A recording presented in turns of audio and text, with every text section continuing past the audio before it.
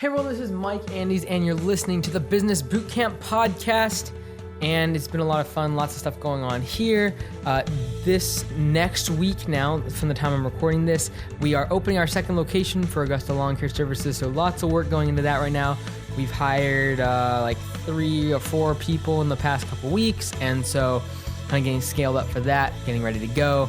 And it's been a lot of fun. So more to come on that. Probably in a couple weeks, I'll tell you kind of how that all went down. And then I'll do some videos and stuff like that of the new location. But before we get to today's episode, which is kind of just going to be me talking to you all about something I've really been thinking about that's I think is going to be really helpful for the audience. Before we get into that, I want to say a big thank you to today's sponsor, which is Gusto. If you haven't already, go to gusto.com/bootcamp and get a free 30-day trial of this amazing software that I was alerted to about a year ago and that I've really seen them mature as a company. And we are going to be using them come 2018 for our benefits. So Gusto, again, gusto.com/bootcamp for that free month trial of the software. But it does all your payroll. It does all of that stuff, time tracking for your people as far as when they want a sick day, vacation day, sick day, stuff like that. That's all good. But the other side of it, which I think is amazing, is they handle the benefits and make it super easy. And so as you grow your company, you want to offer benefits because it's good for your employees, obviously, but then for you as the employer, you don't have to pay so much of the taxes and things that you would usually on it. Like, for instance, if I'm going to give someone a $5 an hour raise, 30% of that or more is going to go right to the federal government when I give it to them. It's going to go to workers' compensation and Medicare and all these other things.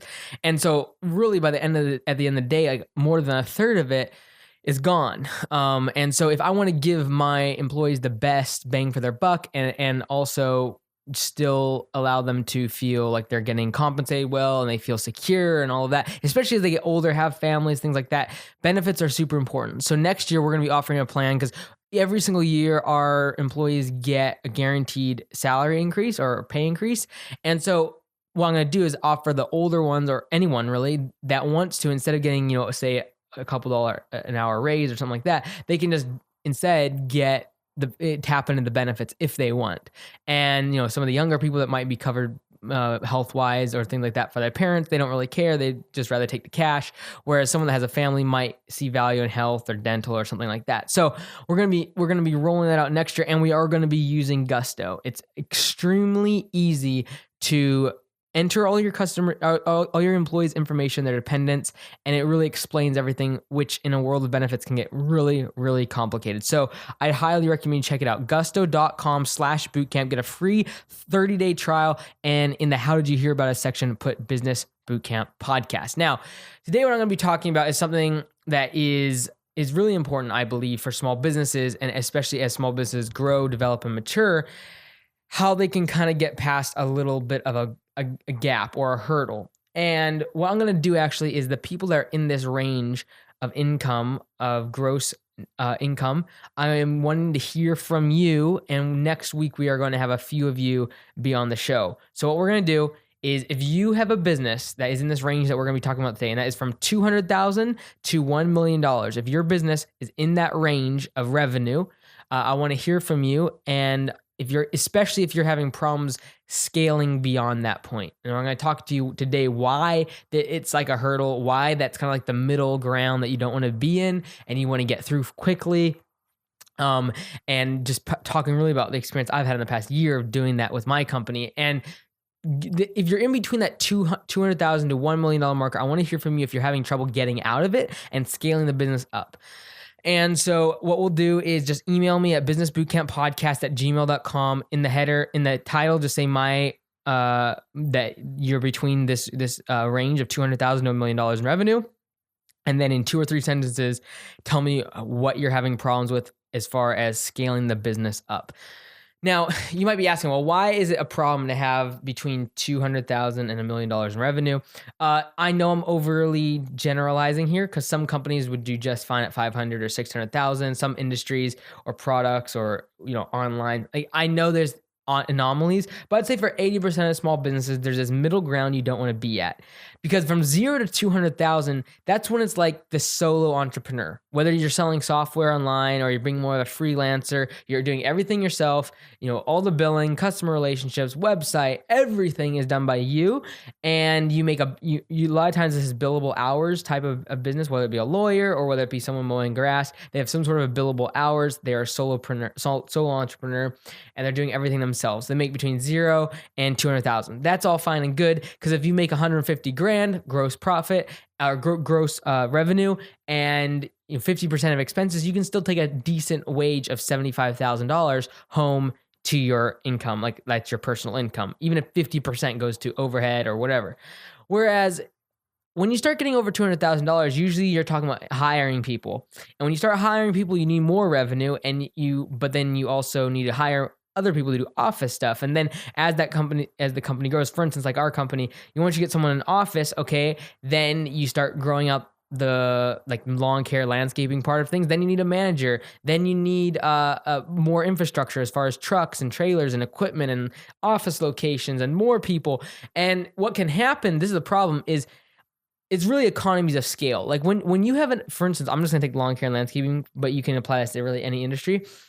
For lawn care and landscaping, if you're doing, say, $750,000 in revenue, you have quite a few trucks, a lot of equipment, you have someone probably doing office work, you have some managers out in the field. You have all the necessary tools to be a $2 or $3 million company, because you have all the infrastructure, you have the people. However, because your revenue is at $750,000, you don't see that revenue potential money going into your pocket. It seems like as the more you make, it just seems like it's going to more hiring, more equipment, and it never seems like you're actually making any money.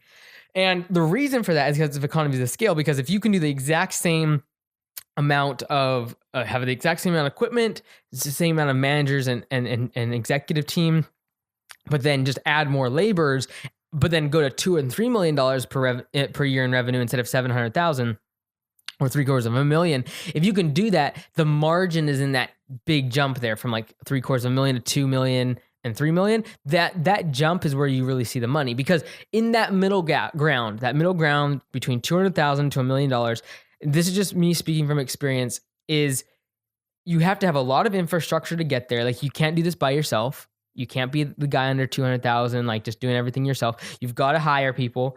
And you've got to invest in the company. You've got to invest in equipment, because you can't just make $1 million company tomorrow. Like it takes a lot of equipment. It depends on what industry you're in, but like equipment, hiring people, there's a significant amount of investment.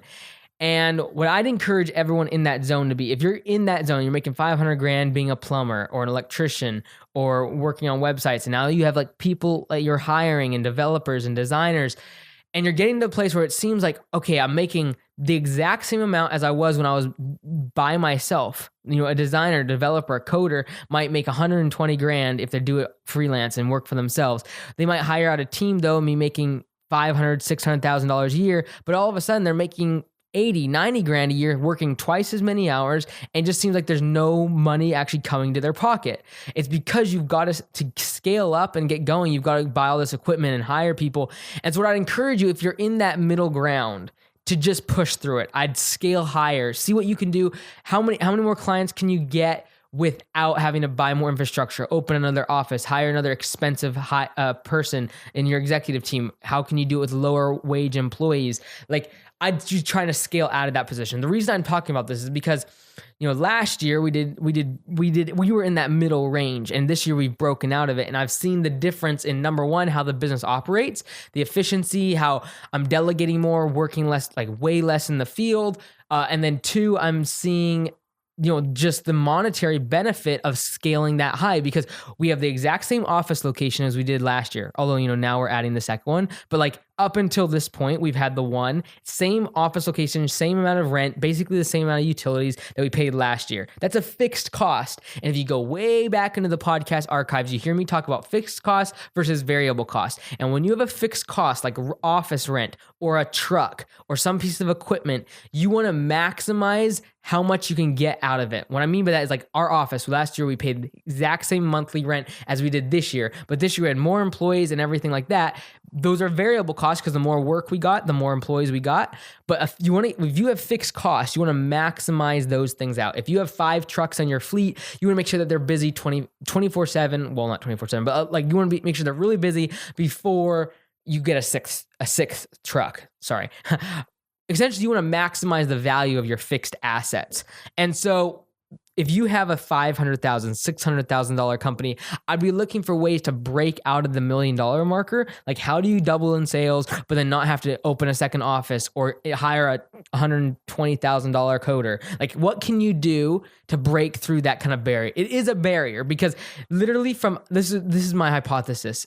I know it's different for every industry, but this is my hypothesis that you make the same making 180 grand up to 200 grand essentially. So 180 grand, you make the same net profit as you do then as you would if you were making $550,000 in revenue. And the reason I can say that is because under that $200,000 marker, you're by yourself. For instance, let's take the mowing example. If you are making under 200 grand, you can do that in the mowing industry, doing all the work yourself, working, 60, 70 hours out in the field, doing all the mowing, the trimming the trees, getting landscapes, doing estimates, sending the invoices, working on the website, marketing. You can do all of that yourself and make like 180 grand a year and take home like 60, 70 grand in your bank, like in take home pay.